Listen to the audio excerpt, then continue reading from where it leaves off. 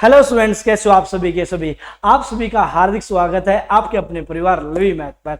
जैसा कि आप लोगों को पता है एस्टेट 2024 का ऑफिशियल नोटिफिकेशन जारी हो चुका है। 7 व 8 दिसंबर को आप लोगों का एग्जाम होने वाला है, शनिवार और रविवार के दिन।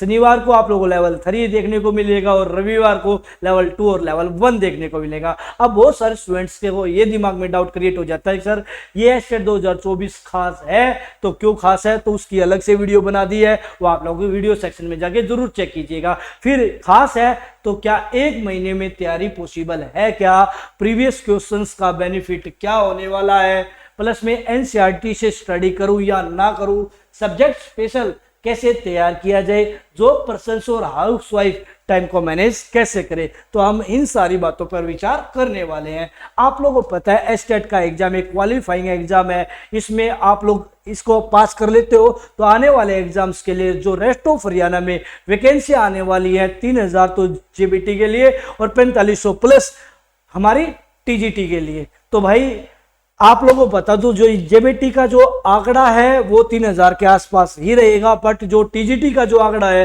वो 8000 प्लस का है। तो वो जो सरकार ये चाहती है, हम इंस्टॉलमेंट में भर्ती करने वाले हैं तो एचकेआरएन फिल करने के बाद, तो भाई ये आंकड़ा ज्यादा होगा तो एस्टेट 2024 को बहुत ही खास बना देता है।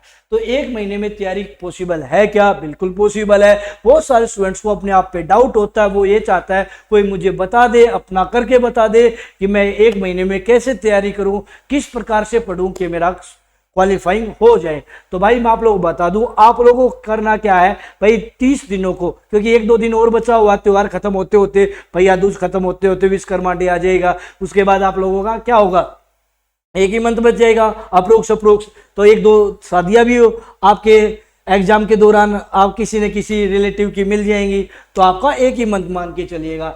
तो आप लोगों को 1 मंथ को 3 भागों में डिवाइड कर लेना है। भाई आप लोगों को पता है, आप लोगों को जो सिलेबस मेंशन कर दिया जा गया है, हिंदी के लिए, हिंदी लैंग्वेज के लिए, इंग्लिश लैंग्वेज के लिए, सीडीपी के लिए, पेडागोजी के लिए, मैथ्स के लिए, पीजीटी मैथ्स के लिए, टीजीटी मैथ्स के लिए, टीजीटी एसएस के लिए, टीजीटी इंग्लिश के लिए, टीजीटी हिंदी, टीजीटी संस्कृत, मतलब सब लेवल पे सिलेबस मेंशन है। तो आप लोगों को ये देखना है कि मैं क्या पढ़ूं जिससे जो प्रीवियस क्वेश्चंस को मद्देनजर रखते हुए, क्योंकि प्रीवियस क्वेश्चन यही तो बताते हैं कौन सा टॉपिक इंपॉर्टेंट है, कौन से टॉपिक से एग्जामिनर बार बार क्वेश्चन पूछता है, तो कौन से टॉपिक में कौन सा सब टॉपिक बहुत ज्यादा इंपॉर्टेंट है, उससे आपको स्मार्ट स्टडी का पता चल जाएगा। आपको ये टॉपिक्स पढ़ना है तो आपको प्रीवियस क्वेश्चंस तो पढ़ना बहुत ही ज्यादा जरूरी है। अच्छा, कोई भी लेवल क्यों ना हो, चाहे आपका पीआरटी लेवल हो, चाहे टीजीटी लेवल हो, चाहे पीजीटी लेवल हो, सब्जेक्ट आपका कोई भी हो, ठीक है,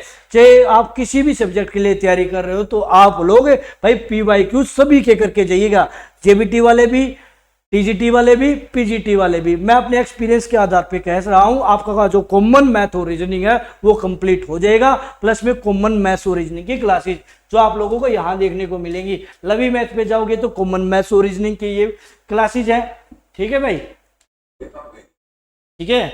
तो भाई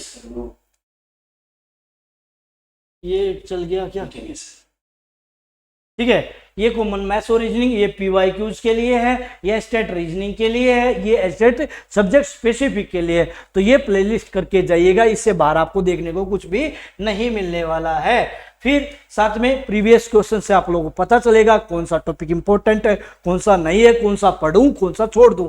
फिर दूसरी बात, एनसीईआरटी से स्टडी करूं या नहीं करूं। भाई आप लोगों ने पहले से एनसीईआरटी कवर कर रखी है तो उनका रिवीजन मस्ट है, उनको रिवीजन कीजिए। यदि आज से आप तैयारी स्टार्ट करना चाह रहे हैं तो मेरी रिकमेंडेशन ये रहेगी, आप एनसीईआरटी को फॉलो अभी फिलहाल मत कीजिए। आप कोई भी ऑथर का भाई सार संग्रह लेके आइए, 6 to 12 तक का एनसीईआरटी लेवल पे ही आप मार्केट में जाओगे तो अवेलेबल है बहुत सारे, कोई भी लेवल आपका क्यों ना हो, कोई भी सब्जेक्ट आपका क्यों ना हो, सभी के अवेलेबल है। तो आप उनका सहारा लीजिएगा, वहां से चीजों को कवर अप कीजिएगा, आपका पॉइंट भी जल्दी कवर अप होगा और सिलेक्शन भी होगा। क्लियर। सब्जेक्ट स्पेशल कैसे तैयार किया जाए, भाई यदि आप सब्जेक्ट स्पेशल तैयार करना चाहते हो, जैसे हमारा टीजीटी मैथ्स है तो टीजीटी मैथ्स की मैराथन क्लासेस चल रही है, उससे बाहर आपको एक भी वर्ड देखने को नहीं मिलेगा। जो जेबीटी देना चाहते हैं तो वहां हम जिम्मेवारी लेंगे 50 मार्क्स के लिए, क्योंकि 30 का जो सब्जेक्ट स्पेशल में मैथ्स आता है और 20 की कॉमन मैथ्स और रीजनिंग आती है।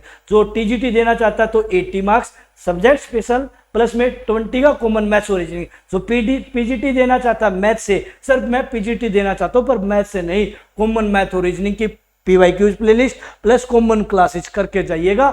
मैराथन क्लासेज जो आपको लगे ये इंपॉर्टेंट, मुझे ज्यादा करना चाहिए, मुझे यहाँ से डाउट आ रहा है, अब वो कर लीजिएगा।